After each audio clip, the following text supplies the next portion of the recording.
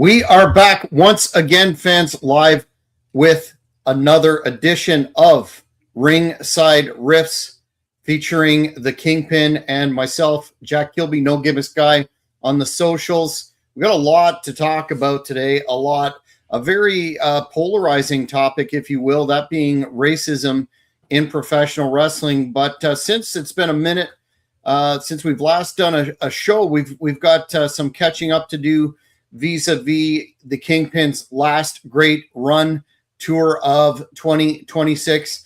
And on that note, I must, as per the custom, introduce the man known as the king of the streets, the Kingpin, the Spanish Angel, Mr. Angel Medina.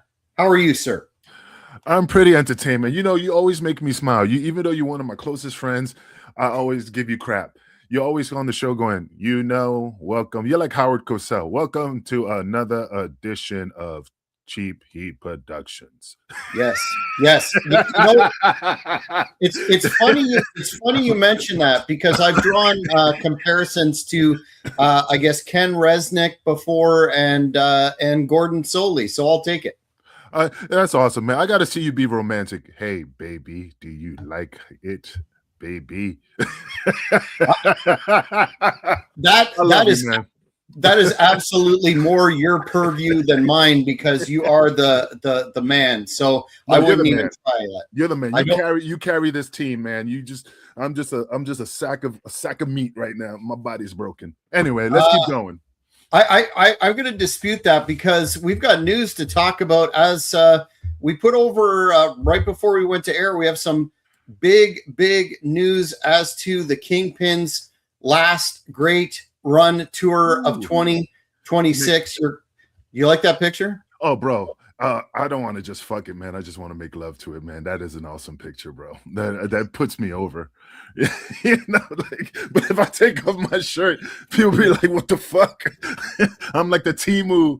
You gave me like some high quality shit. And then I'm like, I got some Temu body.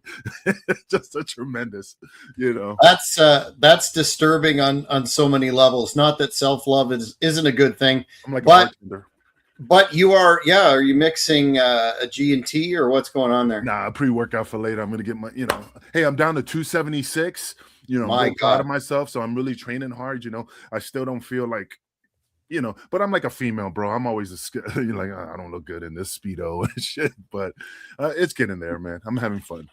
Well, there's a bit to go before the next stop on your last great run tour. Of course, I'm talking about Flex Wrestling, Finger Lakes Extreme Wrestling, the company that is like a runaway train right now in terms of the whole company is just rolling down the tracks. The momentum is certainly there. You're messing it up there, bro. You already destroyed it. They're not just rolling. They're just fingering themselves through the fucking competition. Oh, my. The finger. Work the finger, baby. Oh, my. I've known you 2 decades, and you continue. That's called the shocker, I think. You continue to impress. But before I completely lose my train of thought, as per usual, I have an exclusive announcement for Flex Wrestling. For the first time ever, they will be in Ithaca, New York. Beautiful Ithaca, New York. And I mean that. I love that town.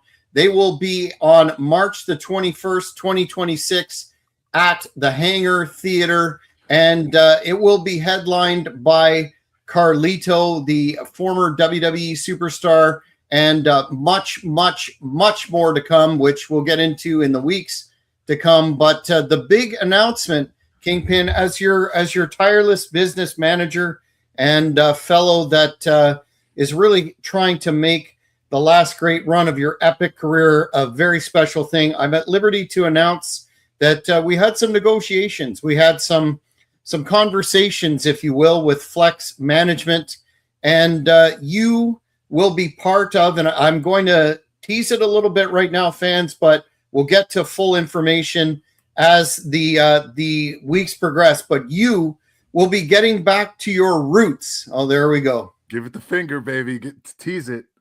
Oh, my.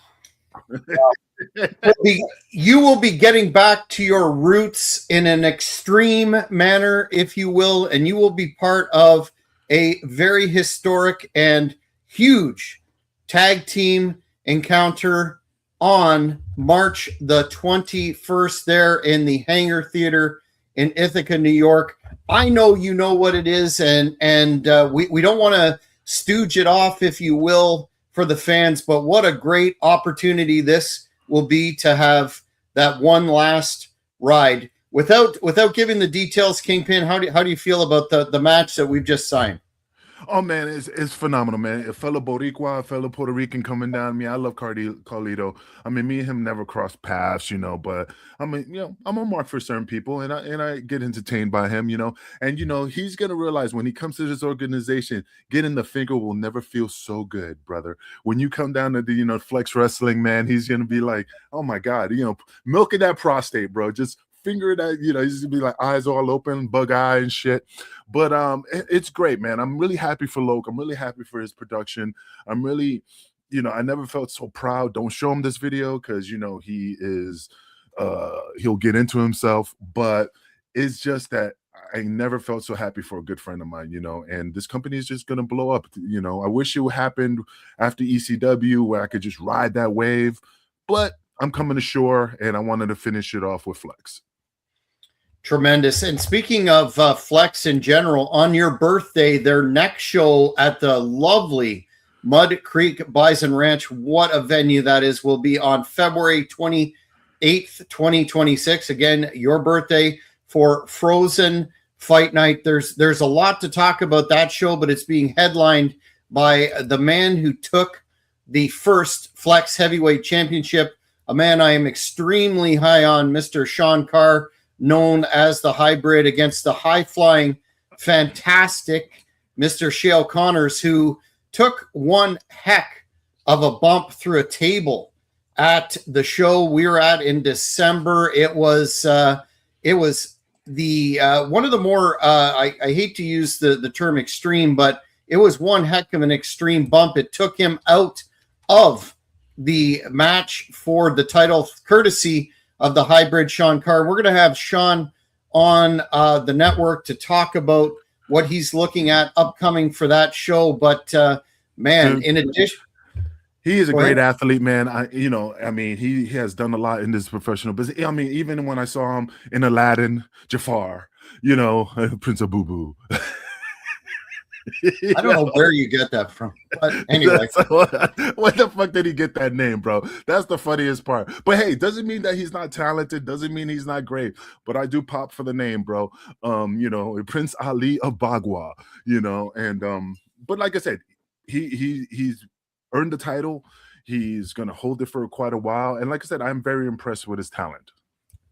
Well, he's a veteran and a long-standing standout in the New York State region, a 2CW veteran, and folks know what kind of a fabulous company 2CW were and are. But I don't want to sell Shale Connors short either, because he is one of the most acrobatic, capable, airly wrestlers that I've seen in a long time, and that is going to be one heck of an encounter. Put a picture up, man.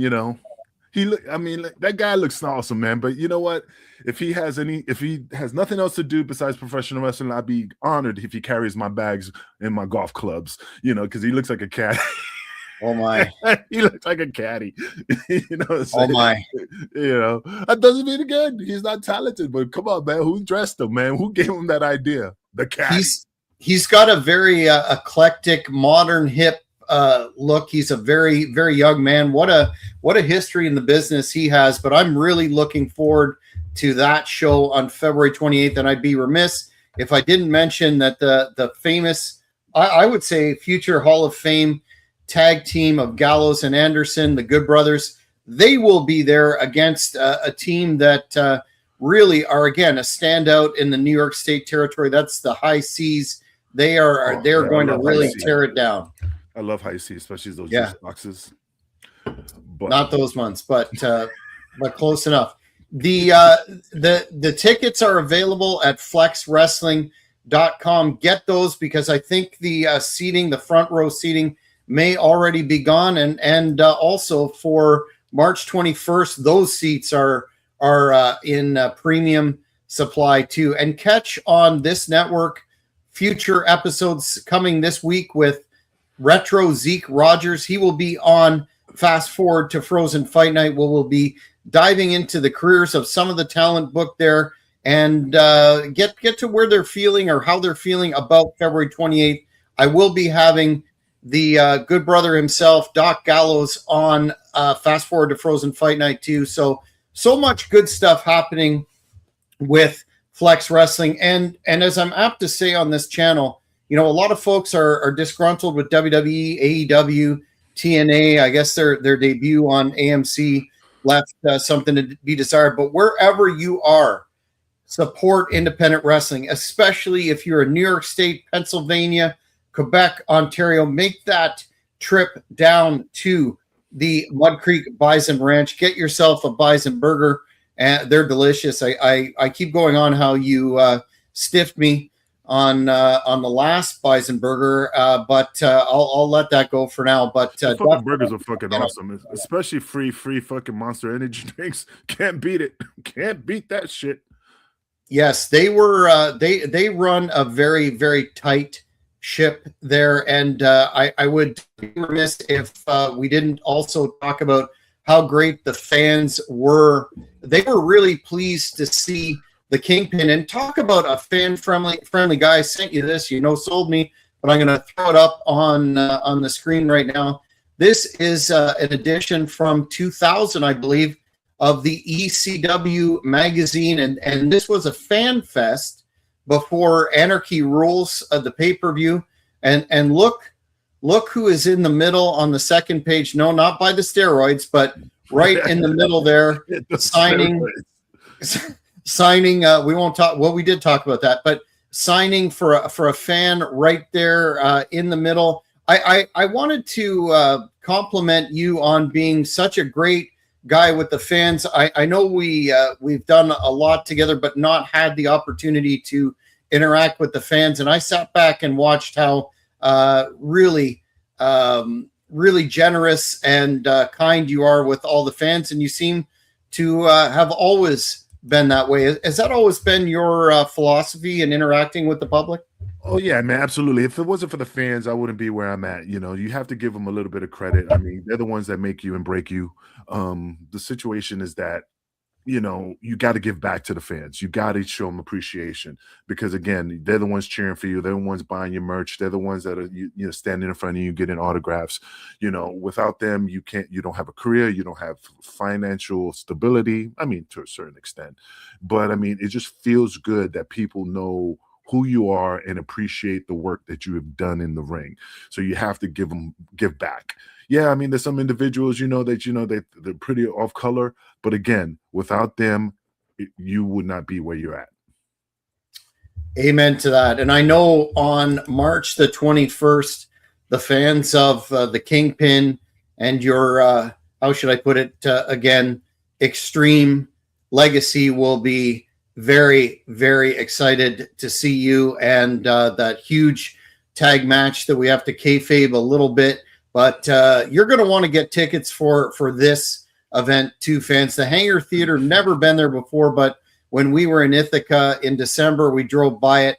Man, just it looks like a perfect facility for pro wrestling. All due respect to the Mud Creek Bison Ranch, that's also a great facility. But this is going to be epic, and I know with the retirement of your brother DeVito in the Baldies, you're seeing that time is precious, and you're really going to give it your all during this last great run of 2026, and good for you for really hitting the gym and getting in even better fight ready condition. Yeah, man. I mean, I spoke to DeVito just a couple of days ago, maybe like a week ago, and we were just chopping it up for a few. And it was funny because he was like, I mean, he retired, because of his condition and the stroke, and his eye situation. I said, well, hey, you can still wrestle. You could be the manager, and we could get you a seeing-eye dog, like a hairless dog, a baldy dog. That would sell. You could have plush baldy dogs. That would sell. Oh, that should be fucking. He's just like, he told me to go fuck myself. But I love it. I love DeVito. We just had this weird humor, man. And it's just out of love, man. But I feel sad that he's retiring. And I mean, like I said, it's time. You don't want to. What's the philosophy? You don't want to stay when you're not welcome. I'm not saying the fans don't welcome you, but it's just not fair to stick around just because it's just a little bit of being selfish, and for me, I just want to leave on top. And I'll still be around, doing podcasts, maybe public appearances at events. And you never know, maybe once in a while, a wrestling event. It's not like I'm fully retired. It's just, I just want to pull it back a little bit. But as time goes on, I am not going to be, going in the ring with, when you see wrestlers, when they used to wear their old tights and the legs fill it up and their butt is all muscular and then they're old and they're wearing the same tights, now they're baggy. That ain't going to be me, bro. I just don't want that. Like I said, I'll still be around. You'll still see me, but it's just, I got to pull back. I'm just focusing on my jujitsu and other aspects of my training. And no, I'm not fighting any tournaments or nothing like that. It's just got to stay active. Well, I think it's important to state that this is your last great run of consistent matches, and not to blow smoke up your butt, because I've never done that. I got to put you over for that match at Headbangers Ball in December for Flex against JP Grayson. That was, and friends of mine who have seen the match on YouTube have also put it over. That was a heck of a battle and a war, and I was it could have gone either way, man, because I have a lot of respect for JP, but ran his mouth a little bit and got, how you say, old schooled in that ring, but you still got it for sure. This isn't a Ric Flair's last match deal or anything like that. You're still very capable. Father Time does no jobs, but good to go out on top. Yeah, and JP Grayson, I mean, I give him a lot of credit. This individual is a hell of an athlete. He's gonna make it to the big time. I could see it. Yeah, he was chipping his teeth in the ring, but that's how you get the eyes on you. That's how you get people's attention, and that's what he does, man. He does great promos. He's a great athlete. I mean, I shook his hand when I got backstage. I have nothing but respect for him. But once you pass that curtain, all bets are off. It's all about yourself and trying to get that big W. But when I see him in the ring, man, it's just watching art. I mean, out of all the respect I give him, the guy is gonna make it somewhere. And the day I see him on TV, man, hopefully he doesn't forget his friends, but jokingly. But I'll be so happy for him because he deserves an opportunity. And speaking of JP, he's going to be facing a man that I interviewed and I was thoroughly impressed with at Frozen Fight Night, Adon Allen. This guy has got a bright future in the business too. Extremely athletic, extremely acrobatic. This is going to be a heck of an encounter, and it'll be one that I will definitely be paying close attention to. That's the thing about Flex. They really have a crew of young guys to build the promotion on, and they really support young guys. I'm thinking Siren Rain, Adon, of course, the Bald Eagle. So many guys that are just and Price Pure Gold. Got to take my hat off to him as well. So many young guys that are going to really do a lot in the business, and they're there now at Flex Wrestling, and then the Legends as well. And man, for the cost of a ticket, $20 thereabouts, they start at, man, you can't go wrong. So be sure, fans, grab those tickets first and foremost for Frozen Fight Night, February 28th. And then, of course, March 21st in Ithaca at the Hangar Theater. So lots of good things. Funny, I heard DeVito was telling me that like Locust training, really hard, that he's trying to trim down as well. So I'm really happy for him because lately I've been watching him, and I was not calling him HC Loke. I mean, I was calling him HC Stroke. I was waiting for that motherfucker to kill over. Oh boy. But hey, he's doing great. I'm so happy for him. He's training, staying in spirits, taking his vitamins. Bloke is nothing but love. Always give you shit. You're one of my good friends, and you just can't wait to see him in the ring and also do some stuff with him. I'm concerned about the actions of that giant of a man, Indigenous Pat Sawyer. He really made a mark, so to speak, in attacking Loke, and I know that they've got a score to settle, but I'm again very impressed with Indigenous Pat Sawyer. Big man, heck of an athlete, and not what is that? A zebra? No, it's colorful, right? It's a giraffe, bro. Okay, I couldn't tell. I thought for a second it might be a zebra. I may be getting colorblind, but anyway, so many good things to talk about Flex Wrestling, and we'll do that again in the weeks to come with an official match announcement coming soon. The topic at hand is unfortunately not such a positive one, to say the least, and it's nonetheless timely in terms of recent news that we'll get into. But we wanted to discuss, actually, this was your idea, so I'm going to be leaning heavily on your opinions and your experiences, obviously.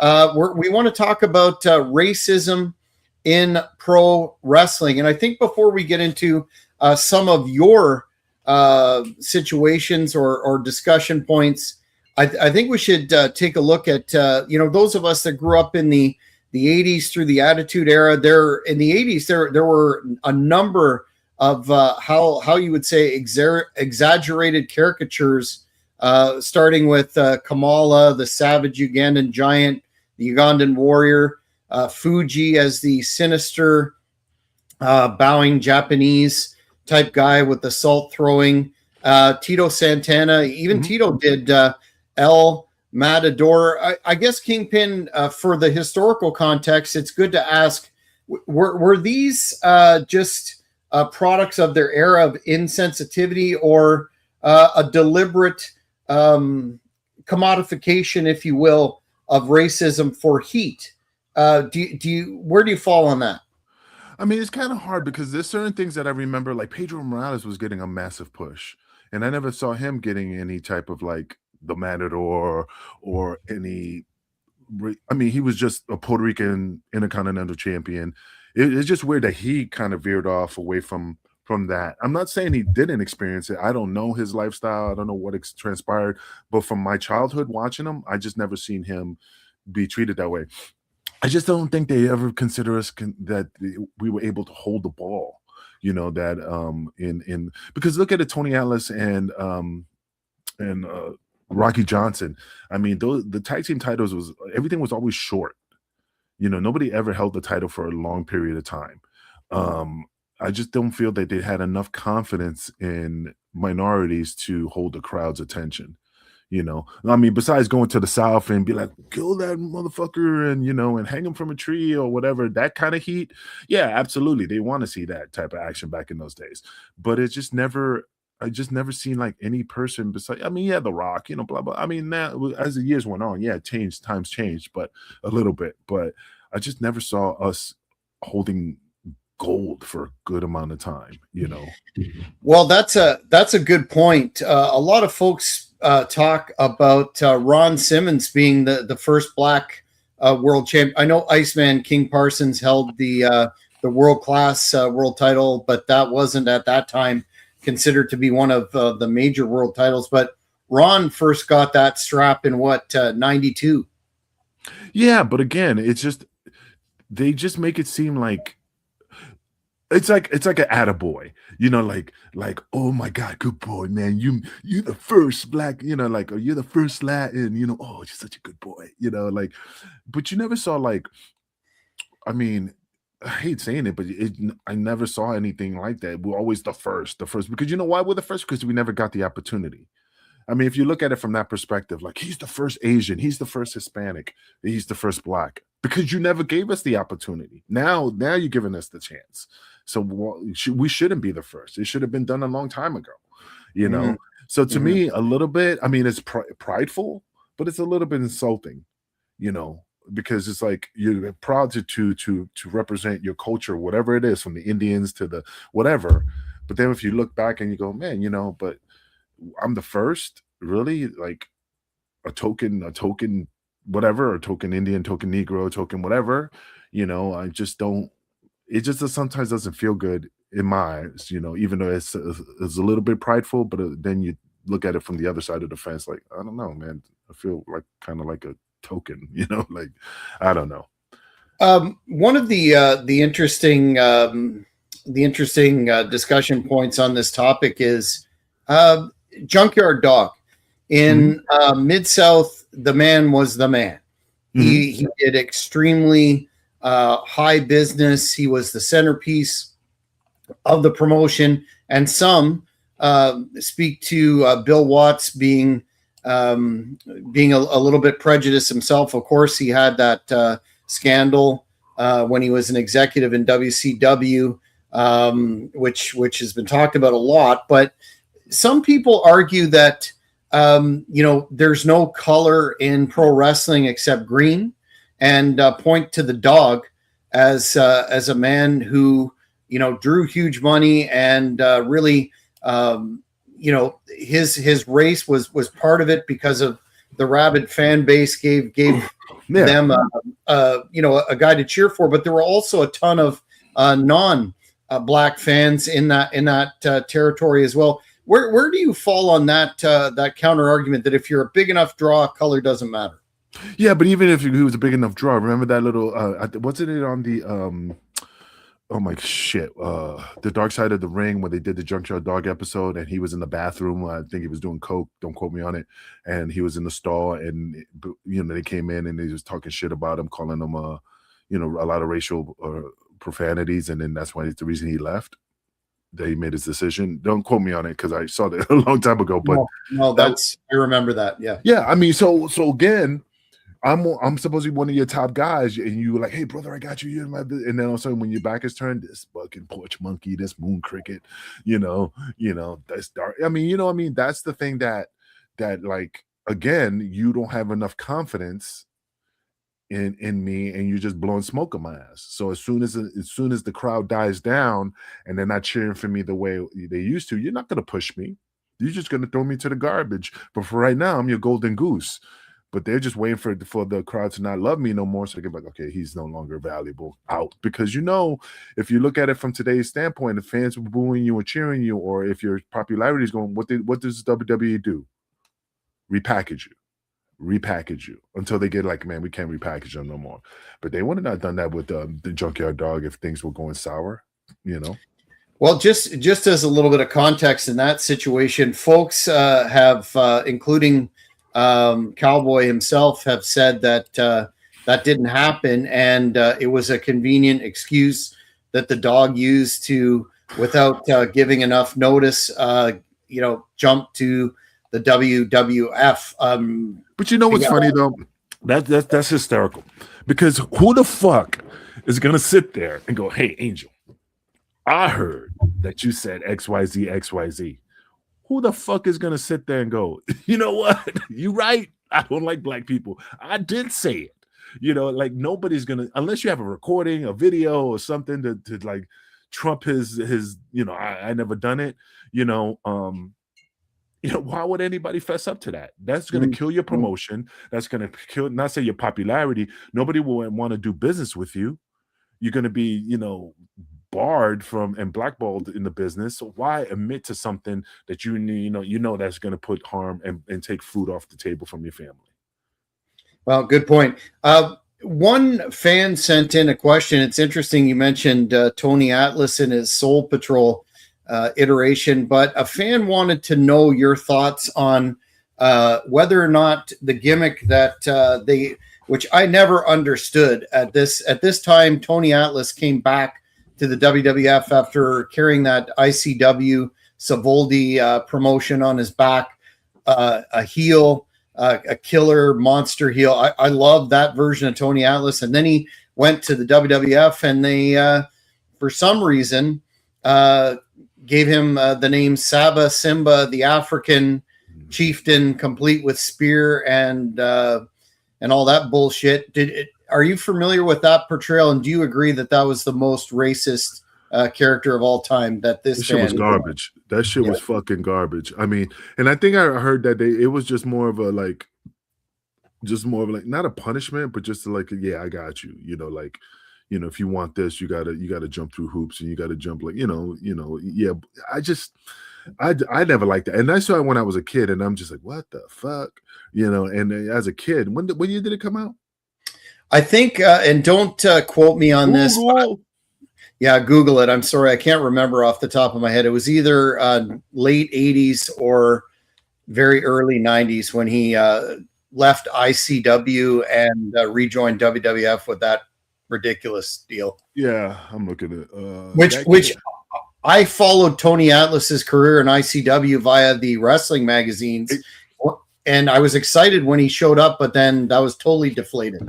It came out in the late. It says here it came out in late August of 1990. Okay. So I was still in high school. So yeah, I was like, what the fuck, bro? That's some garbage shit.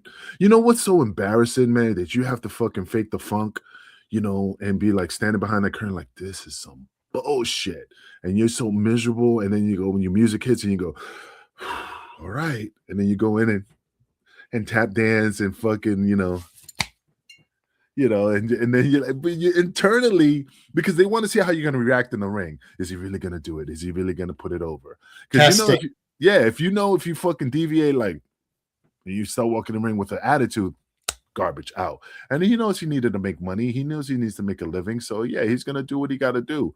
Sometimes pride doesn't feed the family. Can't feed family on pride. So sometimes you have to do what you got to do. But just because he has to do it doesn't mean he has to like it. What about your a man whose career I'm extremely high on, all kinds of respect for, your ECW brother, Too Cold Scorpio, Charles, when they brought him in with that Flash Funk pimp thing, and then after that went away, he was on the Job Squad, and no disrespect to the Job Squad, but my goodness, of all the charismatic, exciting in-ring wrestlers of the time, Too Cold Scorpio was fine just as Too Cold Scorpio, don't you think? Oh, fuck yeah, bro. I mean, look at Ricochet. Like I'm saying, these guys are phenomenal talent, and they don't have to I mean, I know at the time Vince wanted to control the name, so that's why he gave you a different gimmick so he can control it. So if you become real big popular, you can't go. Yeah, he owns it. You can't go out and make money off it and stuff. So you have to go back to your original gimmick. But the thing is that, you didn't have to change Too Cold. The guy was a hell of a worker, still is to this day. Great personality. I mean, he was putting asses in seats in ECW, WCW, in Japan, strong style. He was making a mark, and he was already, killing it. So why would you put him in a pimp outfit? I mean, Too Cold might have a story, he did it because whatever, man. But he's my friend. I just thought that they didn't have to do that. He could have had some hoes next to him dancing with him, but he could have still I mean, don't get me wrong. In WCW, when he I still laugh to this day, when he's doing the Too Cold dancing in the street. That's amazing. That's amazing. You don't like that? That was the most horrible. Little kids? Oh, dude, I hate it, bro. That's the type of shit that you try to get information out of a fucking interrogation room, playing that video over and over again. I'll tell you the truth, but that's the only time. But regardless, he was still Too Cold. He was still doing it. He was still flying, high flying. And like I said, they didn't have to reinvent him. You can't reinvent the wheel. And, without a doubt. Sorry, go ahead. No, I was just gonna say, and Ricochet, look at him, hell of an athlete. The greatest of ease, man, flying through the air, man. They could have pushed that motherfucker to the moon and back, but no, they just didn't have enough faith in him. I'm not saying that. I don't know what the fuck they were thinking, but to me, that guy should have been Intercontinental Champion, light heavyweight champion, whatever the fucking belts that they had, tag team champions. I mean, he held his own, and they still didn't give him the opportunity.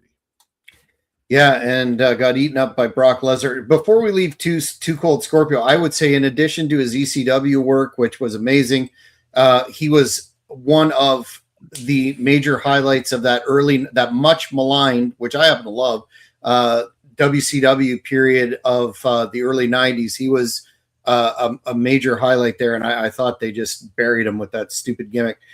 What about we're talking about some race baiting storylines. The one that jumped out to me when I thought back about it was Triple H versus Booker T. Do you remember they had that WrestleMania match and he said something along the lines of, you people are Who not said that? Triple H in a famous promo, and I'm not paraphrasing too badly. He said, "You people can't be world champion" or something like that, and then switching gears entirely, we had the Nation of Domination. Oh, programming note: I will have D'Lo Brown on the channel next week. If you're watching this, January 24th, a full Q&A. You need to fucking ask D'Lo. I mean, I know D'Lo from the. I mean, we crossed paths when he was at the Larry Sharps when back in the days, and also we crossed paths in Puerto Rico when I came in there for IWA, and he was getting out with the Gringo Locos. But my favorite story, classic, fucking when he fucking the big Russ McCullough story. If you remember that, and say Angel DeBaldi, you know him from Larry Sharp, but he remembers from Puerto Rico. Tell him that story. Say, tell me the story about Big Russ McCullough, about him just going batshit crazy. I would love to hear that story because I was there after they left. It was hysterical. But anyway, I didn't mean to go off base. I will ask him that for sure. But I was talking about the Nation of Domination and that quasi Louis Farrakhan Nation of Islam thing. First of all, what do you think of that? That was a WrestleMania match between Triple H and Booker T. What do you think of that? And then where do you land on that black militant? I mean, I love the like it. Domination. I did like it. I mean, there's certain things that you can do that kind of like they carried it. I mean, don't get me wrong. Remember when he went with the Farouk and the Gladiator helmet it was like made out of rubber. Yeah, that was garbage. Was it after? Or was it before? That was before. So the Farouk gimmick was with the helmet was before the Nation, right?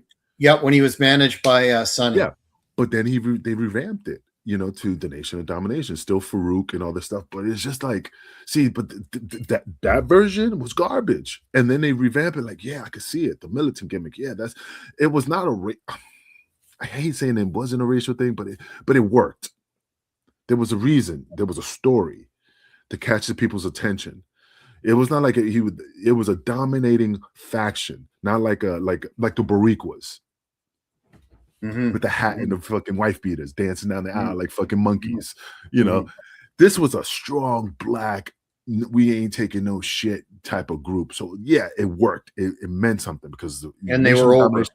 And they were over, and it was like the Nation of Islam, man. The white man's keeping us down. Yeah, it worked. But again, if you look at Farouk from the beginning to the Boricuas to the, then you got cheese, man. You got some stinky cheese. This was great, aged right. This was done right. So yeah, it was a little bit of a racial thing, but it still worked, and it meant something. It was a story. Not just throwing a bunch of Hispanics together, dancing down the aisle with fucking maracas and fucking stupid ass hats. Hey, I'm not knocking it. Those are my people, but it was a little bit of like shit, man. They got to work, But then they pushed Savio and changed it up, and then the strap match and all that bullshit.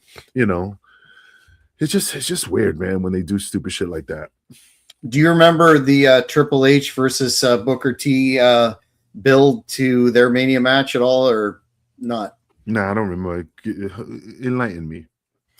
Well, Booker was given the title shot at WrestleMania, and they seem to, in the booking, make it a quasi-racial thing. Again, that famous line in the promo where I believe it was an in-ring deal where Ric Flair was with them, and Triple H said, "You people aren't world champion material," and everybody interpreted that as a racial shot. But if you don't remember it, we'll move. No, we can still flow with it, man. I mean, yeah, if somebody goes, "You people," I mean, yeah, it's a underlined comment. But I mean, if I say "you people," jokingly, I mean, what do you mean, "you people"? It's just yeah, it has some type of underlying comment in there. But I mean, Triple H knew what he was saying. It's just, I mean, it was just the work just to get the thing over. So they did what they had to do. So I mean, and also you gotta, like, I don't know if they brought it to their attention, like, hey man, is it okay if I say you people and da da da da? Remember, they have to give, maybe give the green light to say it's okay. So you know, he should have. Triple H also should have dropped the belt to Booker in that match too. But that's another story. We're fast forwarding to today. You know, icons like Booker, Mark Henry, the New Day. They've talked about systemic barriers, and even a guy that I'm really high on, as you know, Swerve Strickland of AEW. He's talked about unequal treatment. You know, there's a debate between having black talent, other non-white talent to just represent for other reasons, as opposed to being not treated fair in terms of their push. You talked about Ricochet, so I think you'd probably agree. Correct me if I'm wrong. That's a valid consideration. If you wonder why I'm looking down, I'm playing with my top. Anyway. That's your own business. I got ADHD. And no, I'm just kidding. No, but it's just Ricochet. Man, I can't even put that guy over. You know, me saying it doesn't give him much credit. I want to talk about. We're going to talk about the most recent saga with JR, Jim Ross, and Devon Dudley. I know a guy that you know well, but. I know you've had some, at least one extremely negative race-based, in your estimation, situation in the business, possibly more. But I'm wondering if you wanted to talk about your experience in Puerto Rico. With Victor Quinones and all that, or are you talking about the Dutch situation? The Dutch situation. It was the Booker, I believe, in Puerto Rico at the time. Yeah, I mean, I know I repeated this many times in regards to that, but if you want to talk about the racist thing, I think he's the most racist motherfucker on the planet. From my perspective, I mean, I know he lives rent free in my brain. He's probably gonna say that, but fuck, eventually he's gonna get evicted. But the thing is that, I mean, he comes to my country, I'm not saying my island, but it is where I'm from. My family's from there, and he's making money off the Puerto Rican people, and then. But then he talks sideways to motherfuckers like he's the fucking plantation owner and he fucking could sleep with the slaves, but fucking don't want to admit the shit. He was a fucking redneck. He was very disrespectful. He didn't hold anybody, value their ability as a professional wrestler, and he just treated a lot of people like shit. And he could sit there and chip his teeth all he fucking wants because he, I know the truth. He's a fucking piece of shit racist, And how did that feel for you when you're coming off a highly successful run in ECW, and you're hoping to, make Homestead there for a while, and then you ran into Dutch. That couldn't have been a pleasant situation.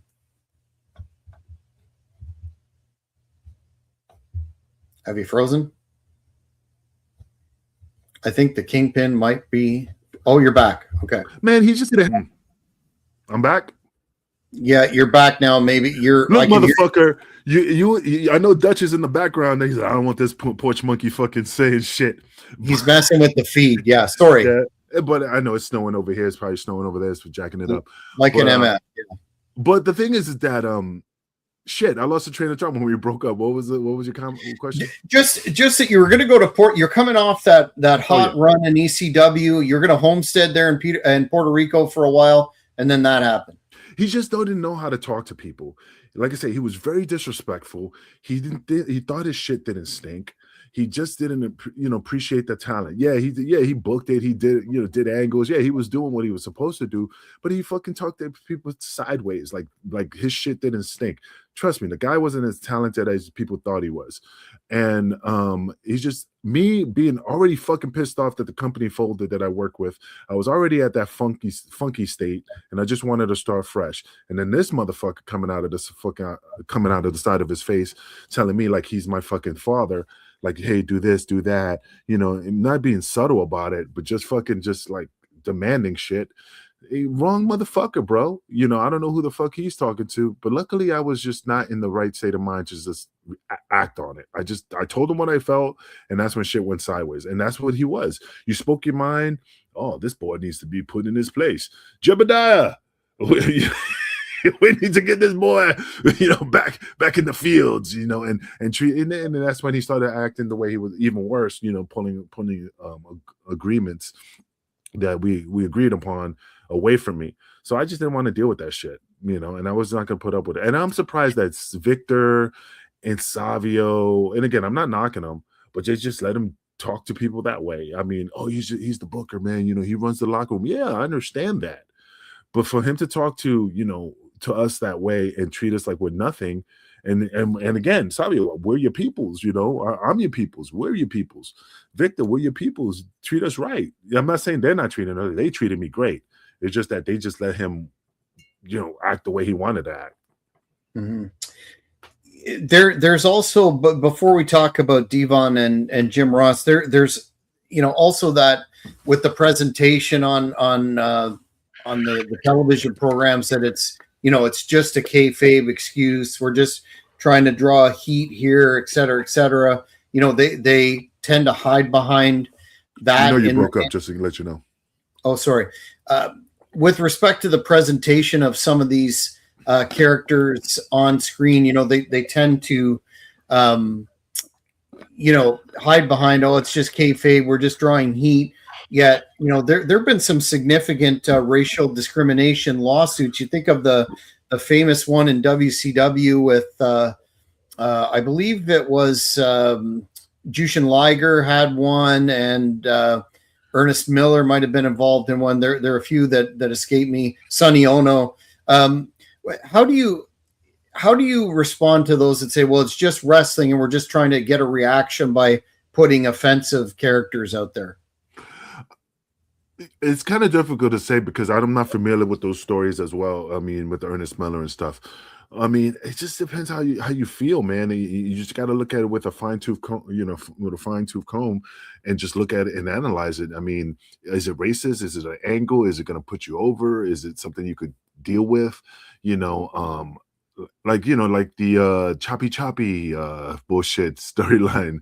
I mean, is a little bit racist? Yeah, kind of. But did it work with the Val Venus gimmick? Yeah.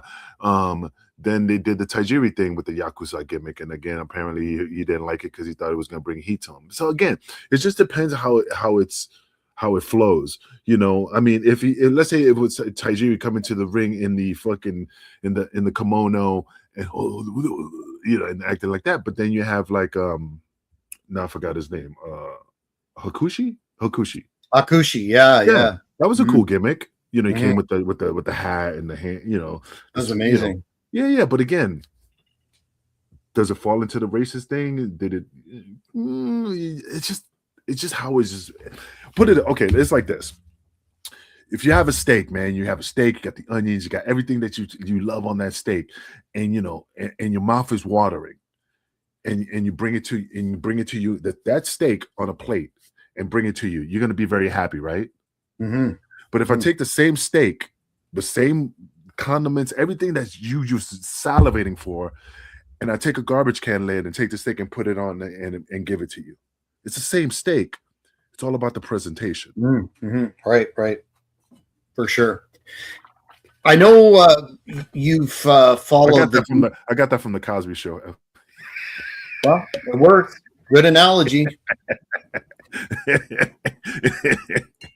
That's amazing. The whole DVon Jim Ross thing, for those that may have missed it, is DVon alluded to, without saying anything specific, that he had suffered some racism before, et cetera, et cetera. And then as time went on, he revealed that it was Jim Ross.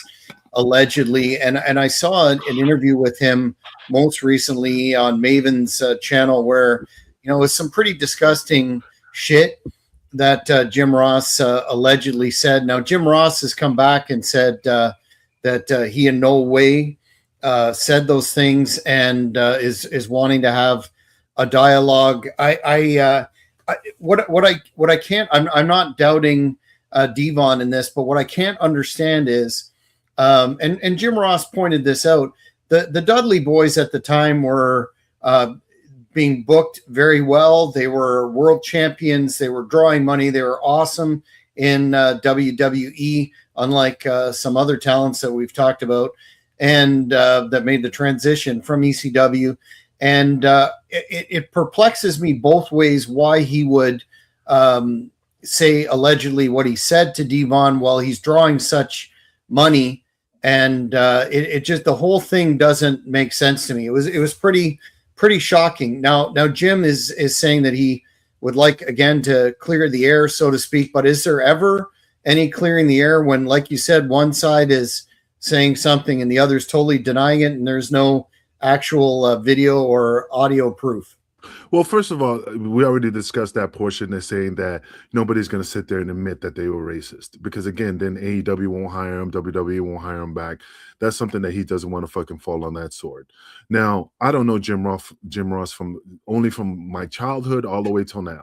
That's the only interaction I ever had with that motherfucker, and nothing negative. But I know DVon. And I know DVon from the gate, before the Dudleys, before, when he was A-Train, when he worked for the post office. I know DVon. DVon does not chip his teeth. This guy, DVon, is the most caring, understanding, most compassionate person. And I'm not fucking pulling his chain because he helped me with my career. I know D. D will not say shit if it's not true. This guy will give you the shirt off his back. DVon was the guy who always reaches out to me because DVon knows I don't ask for nothing, and I just feel embarrassed to ask for favors. He always brings things to the table, like, Angel, I got this for you. Are you interested? He always thinks about everybody. So if DVon tells you that the motherfucker went sideways on him and started chipping his teeth and saying some racial comments, he's not going to say it if it's not true. And especially if Bubba said he was there and he saw it, and trust me, Bubba's not going to sit there and fucking admit to that if it's not true.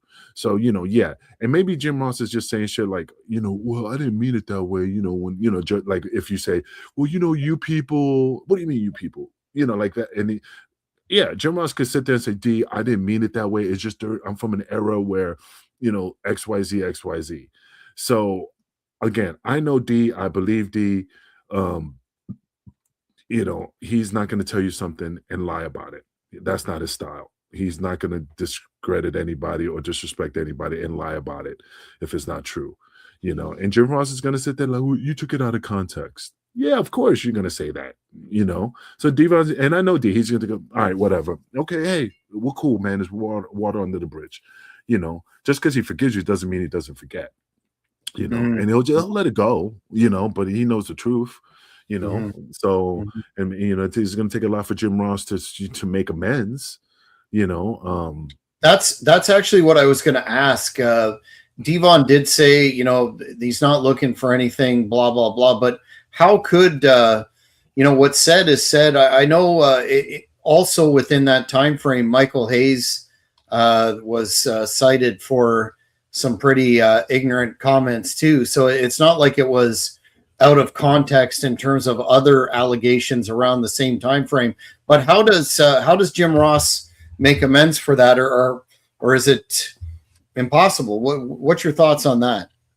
I mean, when you say make amends, you just got to try to squash it. I mean, and try to change the way you are and just try to prove that you're not that person. But no, everybody knows after that situation, deep down, you're always going to be. So you just got to make amends. You just got to keep pushing forward and try to make it right. And even though it's never going to be the same. So, that's the situation. You have to take it for what it is, it's like if, again, I hate bringing it up. If Dutch Mantel came up to me and said, hey, brother, I'm sorry for what I did, XYZ again, then I'm going to go, all right, man, we're cool, man. It is what it is. But do I forget? Am I going to ever talk about it again? It's just going to be in the back of my mind. It's like this, I'm gonna quote a little Pulp Fiction. If you're gonna go, what about now? And you go, well, I'm gonna do right now is bring some pipe hitting motherfuckers and get on this motherfucker. You know, like say, like I'm telling you, like we're just gonna squash it, man. But you know, we're gonna but you're never gonna forget. And that's the thing, is just it's already branded, you know, sizzled in the cow's thing. Yeah, hair will grow over it, but once you scrape all that hair, you're gonna still see the brand. Yeah, it's never gonna go away. Where do we go in?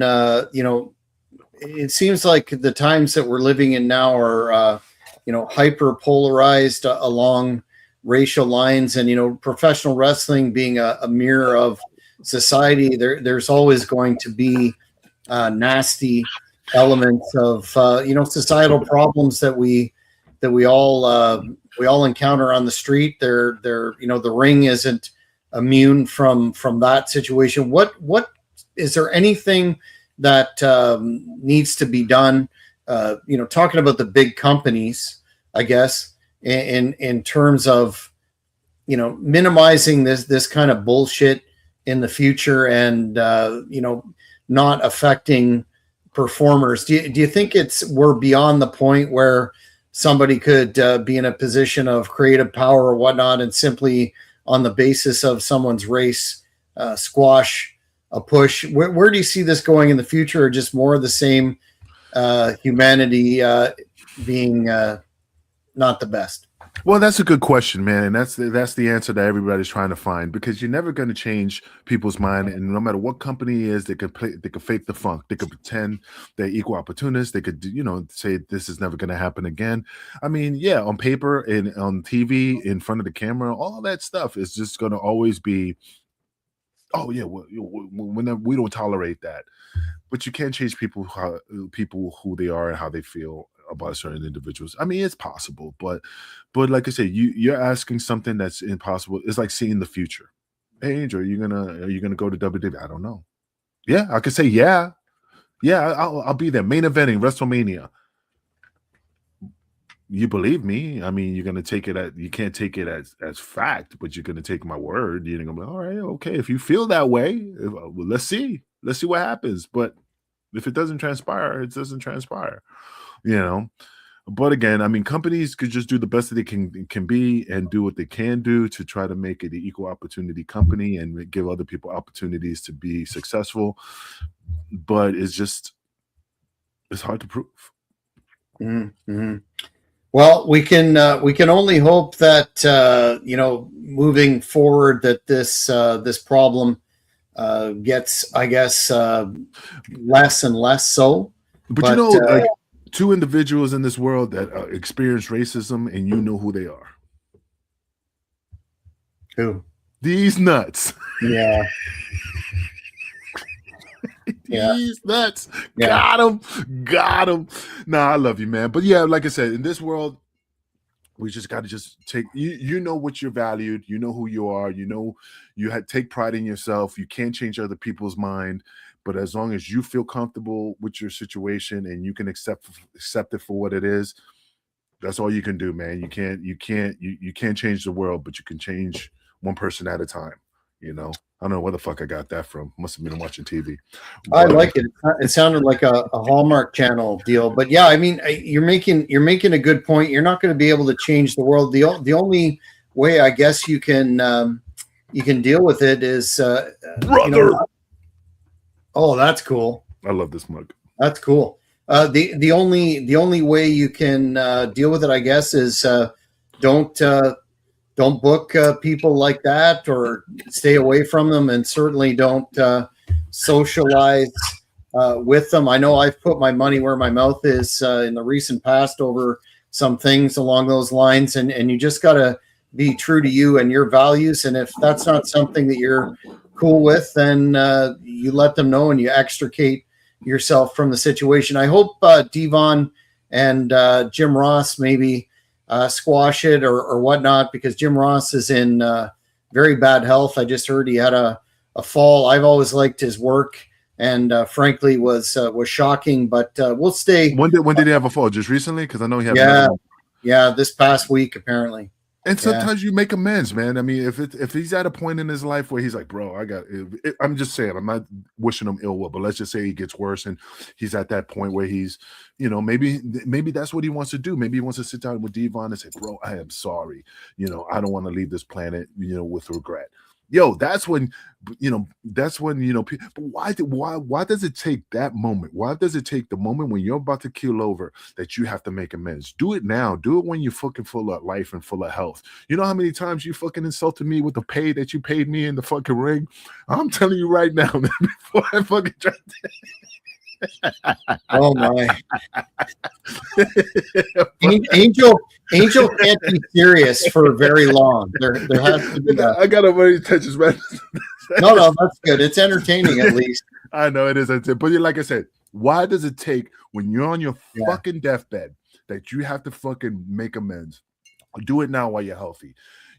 Get that opportunity so you can spend time with those individuals. I'm not saying like, you know what I mean? Like go out to dinner, enjoy life, build that friendship up again, where instead of like holding on to his head, brother, fuck that, bro. I don't need that shit, Well, that's good advice in general because, we never know if today will be the last. But I do appreciate your insightful comments. Before we shut this one down, Angel, I have to ask if, as part of your new training regimen, you're on top. Have you cracked open the Tim Hortons? And if so, what's the review on that? Or do you still have it? I cracked. No, you know what the fucked up shit is? I had it in the cabinet, and the fucking kids tried to cracked it open. I was fucking hot. I fucking cut a promo in half. Who the fuck are you to touch my shit? Did you ask fucking permission? You little motherfuckers, stop touching my shit. But anyway, I couldn't get the opportunity to open the bag to get the fucking, I know I have a nose that could fucking suck up fucking everything. But the thing is, to get the ambience. But anyway, I did have a cup of coffee. I enjoy it. I'm drinking it sparingly, stretching it out, just like a vagina. You stretch it out finally. You work the angle. You just work it. You know what I'm saying? And my God, you're in rare form today. I'm feeling good today, man. Tim Horton, if you need a spokesman, I'm your man. You're the guy. Well, I may bring some more in March because it's good stuff. It keeps the engine going. Congratulations on your conditioning routine. And you know what? Everybody is going to my other broadcast partner, the big bad wolf himself, Mr. Ryder Infante, said I popped for the vagina comment. So gotta work those muscles, baby. Gotta stretch them out. Can't jam there you go. Please don't encourage him. For the fans out there, man, definitely check out, Flex Promotion, man. You're never gonna get the better finger in the business than going to Flex. Yeah, I'm telling you, man, they gotta make shirts, bro. Finger me this, finger me that, And you'll get a royalty check, I'm sure. Yes, fans, on the Kingpin's birthday, what better way to celebrate it than on February 28th with Frozen Fight Night? Going to be an excellent card. Absolutely.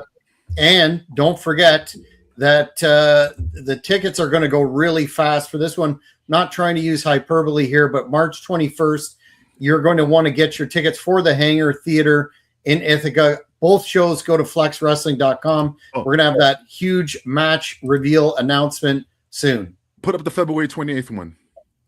You're on a roll today, Ryder says. Yes, I couldn't agree more, my friend. Put up the February 28th one? Yeah. Okay. Yeah, absolutely. February 28th is my birthday. If you guys want to send me money, look at y'all Kilby's gimmick right there. I take donations, celebrate the Kingpin's birthday, by sending me money. I take sponsors, I take sandwiches, I take it all. There you go. Just send it care of me, and I'll make sure that it gets there. Get some poutine.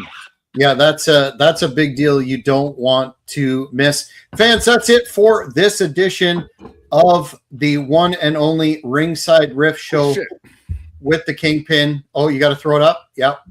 There you go. It wouldn't be a show without that. But we've had many distractions today, and I think we rolled through it well. So if you haven't already, please like this video, subscribe to the Cheap Heat Productions podcast empire for so many great shows. This one, Riders Wrestling Review, so much programming. Don't miss it. Programming. For the Kingpin, I am the gentleman, and I will see you at the matches. Thank you for watching this video. Please give it a like if you enjoyed it. Be sure to follow us on all social media platforms at Cheap Heat Productions. Don't forget to hit the notification button, and you won't miss any of our upcoming interviews, recurring programs, or entertainment products. Thanks again, and keep watching.